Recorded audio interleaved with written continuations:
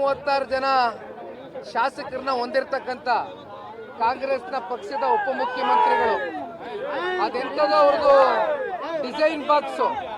Design box ಅಂತ ಒಂದು team ಇದೆಯಲ್ಲ, ಅಲ್ಲೊಂದು ಕಚೇರಿನಲ್ಲಿ ಪಾಪ DK ಸಾಹೇಬರು DK ಶಿವಕುಮಾರ್ ಎಂಬುವ ನಾನು ಅಂತ ಹಾಕೊಂಡಿದ್ದಾರೆ. ಆದ್ರೆ ಮುಂದೋದ ಮೇಲೆ ಏನು ಅಂತ ಗೊತ್ತಾಗ್ತಾ ಇಲ್ಲ ಜನಕ್ಕೆ. ಅದಕ್ಕೆ ಪ್ರಶ್ನೆ ಕೇಳಿದೀನಿ, ನಮ್ಮ ಬಗ್ಗೆ ಚಿಂತೆ ಮಾಡೋದು ಬಿಡ್ಲಿ. ಇವತ್ತು ಇನ್ನೂ ಒಂದು ಮಾತು ನಾನು ನೋಡಿದೆ ಗಾಡಿಲಿ ಬರ್ತಾ, ಈಗ ಪಾಪ ನಿಖಿಲ್ ಕುಮಾರಸ್ವಾಮಿ ಸ್ಟೇಟಸ್ ಬಗ್ಗೆ ಪ್ರಶ್ನೆ ಮಾಡಿದ್ದಾರೆ. ಸಾಹೇಬರು ನನ್ನ ಸ್ಟೇಟಸ್ ಬಗ್ಗೆ ಪ್ರಶ್ನೆ ಮಾಡಿದ್ದಾರೆ. ಒಂದು ಅರ್ಥಕೊಳ್ಳಿ, ಇವತ್ತು ಅವ್ರಿಗೇನು ಜನ ಸ್ಟೇಟಸ್ ಕೊಟ್ಟಿದಾರಲ್ಲ, ಉಪಮುಖ್ಯಮಂತ್ರಿ ಸ್ಟೇಟಸ್ಸು, ಇದು ನಾಡಿನ ಜನತೆ ಅವ್ರಿಗೆ ಭಿಕ್ಷೆ ಕೊಟ್ಟಿದ್ದಾರೆ. ಅದನ್ನ ಕಣ್ಗೊತ್ಕೊಂಡು ಅಧಿಕಾರ ಇದ್ದಾಗ ದುರಂಕಾರ ಪಡೆದಿರಾ, ದುಡ್ಡಿನ ಮದ ತಲೆಗೇರಿ ಜಾಸ್ತಿ ಮಾತಾಡ್ದಿರಾ, ತಲೆ ತಗ್ಸಿ ಜನಗಳಿಗೆ ಗೌರವಿತವಾಗಿ ದುಡಿತಕ್ಕಂಥ ಕೆಲಸ ಮಾಡಲಿ. ನಿಖಿಲ್ ಕುಮಾರಸ್ವಾಮಿ ಸ್ಟೇಟಸ್ ಏನು ಅಂತಕ್ಕಂಥದ್ದು ಈ ನಾಡಿನ ಜನತೆ ಮುಂದಿನ ದಿನಗಳಲ್ಲಿ ತೋರಿಸ್ಕೊಡ್ತಾರೆ. ತಲೆ ಕೆಡಿಸ್ಕೊಳ್ಳೋದು ಬೇಡ. ಮಿಸ್ಟರ್ ಶಿವಕುಮಾರ್ ಅವರು ಇಷ್ಟು ಲಘುವಾಗಿ ಮಾತನಾಡ್ತಕ್ಕಂಥದ್ದು ಬೇಡ. ಪಾಪ ನೋಡಿದೆ ಎಲ್ಲ ಇವಾಗ ಮಾತಾಡಿದ್ದಾರೆ ನಮ್ಮ GBIT ವಿಚಾರಕ್ಕೆ ಸಂಬಂಧಪಟ್ಟಂತೆ.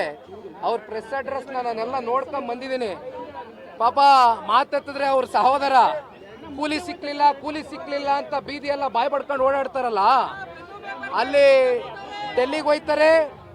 ಅಲ್ಲಿ ಪಾಪ ಇಲ್ಲಿವರೆಗೂ ಮುಖ್ಯಮಂತ್ರಿ ಉಪಮುಖ್ಯಮಂತ್ರಿಗಳ ಕುರ್ಚಿಯ ಒಂದು ಕಿತ್ತಾಟ ಬಡದಾಟ ಬೀದಿನಲ್ಲಿ ರಂಪಾಟ ಆಗಿ ಜನ ಇವತ್ತು ನಗುವಂತ ಪರಿಸ್ಥಿತಿ ಬಂದ್ರು ಕೂಡ ಕಾಂಗ್ರೆಸ್ನ ಹೈಕಮಾಂಡು ಪಾಪ DK ಶಿವಕುಮಾರ್ ತಮ್ಮ ಅದೆಂತದೋ ದುಡ್ದು ಬಿಟ್ಟಿದೀವಿ, ಕೂಲಿ ಸಿಕ್ಕಿಲ್ಲ ಅಂತಾರಲ್ಲಪ್ಪ. ಆ ಮೊದ್ಲು ಕೂಲಿ ತಗೋ ಬರ್ಲಿ, ಅದೆಂತದೋ ದುಡ್ದವ್ರಂತೆ, ಕೂಲಿ ಸಿಕ್ಕಿಲ್ವಂತಲ್ಲ. ಕೂಲಿ ಇಸ್ಕ ಬರ್ಲಿ, ಹೋಗಿ ಡೆಲ್ಲಿಗೆ ಹೋಗಿ ಕೂಲಿ ಇಸ್ಕ ಬರ್ಲಿ. ಜನ 136 ಜನ ಸೀಟನ್ನು ಗೆಲ್ಸ್ಕೊಟ್ಟವ್ರೆ. ಕುಣಿನಾರ್ದೇ ಇರೋರು ನೆಲ ಡೊಂಕಂದಂಗೆ ಅವ್ರು ಹತಾಶರಾಗದೆ ಆಗಿರ್ತಕ್ಕಂಥದಕ್ಕೆ ಇವೆಲ್ಲ ಚರ್ಚೆ ಇರೋದು. ನಿಖಿಲ್ ಕುಮಾರಸ್ವಾಮಿ ಸ್ಟೇಟಸ್ ಬಗ್ಗೆ ಚರ್ಚೆ ಬೇಡ. 2028ಕ್ಕೆ ಇದೇ ಮಾನ್ಯ DK ಶಿವಕುಮಾರ್ ಮಾಜಿ ಆಗ್ತಾರೆ, ಹಾಲಿಯಾಗಿರೋದಿಲ್ಲ. ಯಾವ್ರಿಗೂ ಅಧಿಕಾರ ಶಾಶ್ವತ ಅಲ್ಲ. ದಯವಿಟ್ಟು ಮಾತಾಡೋದಕ್ಕಿಂತ ಮುಂಚಿತವಾಗಿ ಎಚ್ಚರಿಕೆಯಿಂದ ಮಾತಾಡೋದು ಕಲ್ತ್ಕೊಳ್ಳಿ, ದುರಾಂತರ ಬೇಡ. ಪಾಪ ನಮ್ಮ ಬಿಡದಿ ಭಾಗದಲ್ಲಿ GBIT greater Bengaluru integrated township project ಮಾಡಕ್ ಹೊರಟಿದಾರಲ್ಲ, ಇಷ್ಟೆಲ್ಲ ಮೊನ್ನೆ ಕುಮಾರಣ್ಣ ಅವರು ಕೂತ್ಕೊಂಡು ಪ್ರೆಸ್ ಅಡ್ರೆಸ್ ಮಾಡಿ, ದೇವೇಗೌಡರು ಸಾಹೇಬರು ಪ್ರೆಸ್ ಅಡ್ರೆಸ್ ಮಾಡಿದ ಮೇಲೆ ಒಳಗಡೆ ಈಗ ತಳಮಳ ಶುರುವಾಗಿ ಇವತ್ತು ಒಂದು 30 ಜನವೋ 40 ಜನವೋ ರೈತ ಮುಖಂಡರು ಅಂತ ಕರೆಸಿದ್ರಲ್ಲ ಸರ್. ಡೆಲ್ಲಿ ನಮ್ಮ ಬೆಂಗಳೂರಲ್ಲಿ ನೋಡಿದ್ರ ಅವ್ರ ಕಚೇರಿಲಿ ರೈತ ಮುಖಂಡ್ರ ಮುಖವಾದು ರೈತ ತರ ಕಂಡ್ರ ಅವರು. ಯಾವ ರಿಯಲ್ ಎಸ್ಟೇಟ್ ದಂಧೆಕೋರರು ದಲ್ಲಾಳಿಗಳನ್ನ ಯಾವನಾದ್ರೂ ಹೋಗ್ಲಿ ಹಸಿರು ಶಾಲ್ ಧರಿಸಿದ್ರೇನ್ರಿ, ರೈತರ ತರ ಇದ್ರೇನ್ರಿ ಅವರು? ಕಾಂಗ್ರೆಸ್ನ ಮುಖಂಡರನ್ನೇ ಕೂರಿಸ್ಕೊಂಡು ಯಾವ ದಳ್ಳಾಳಿಗಳು, ಕಮಿಷನ್ ಏಜೆಂಟ್ಗಳು, ರಿಯಲ್ ಎಸ್ಟೇಟ್ ಬ್ರೋಕರ್ಗಳನ್ನ ಕರೆದು ಕಾಟಾಚಾರಕ್ಕೆ ಅವ್ರ ಅಭಿಪ್ರಾಯ ಸಂಗ್ರಹಣೆ ಮಾಡ್ತೀವಿ ಅಂತ ಸಭೆ ಕರೆದು ಏನ್ ಮಾಡಕ್ ಹೊರಟಿದ್ದಾರೆ ಶಿವಕುಮಾರ್ ಅವರು? 80% ಜನ ರೈತರು ಒಪ್ಕೊಬಿಟ್ಟವ್ರಂತೆ ಲ್ಯಾಂಡ್ ಅಕ್ವಿಸಿಷನ್ಗೆ. ಏನ್ ಬಂದಿದ್ಯೇನಪ್ಪ ಸಾಹೇಬ, ಮೈಕೈ ಒದರ್ಕೊಂಡು ಕೆಳಗಡೆ ಇಳಿದ್ ಬಾ. ಸಣ್ಣ ರೈತರ ಕತೆ ಏನಾಗಿದೆ?